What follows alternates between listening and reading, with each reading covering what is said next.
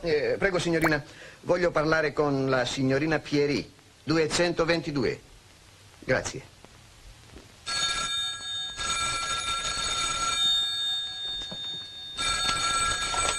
Pronto?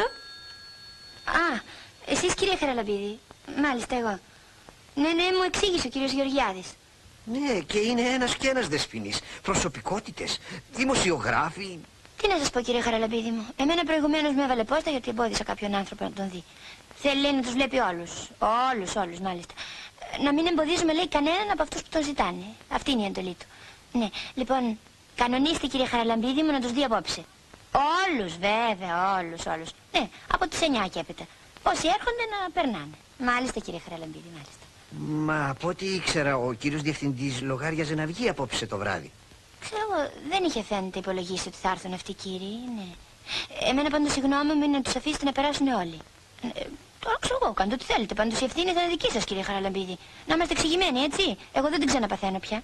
Μάλιστα, έτσι θα γίνει. Χαίρετε.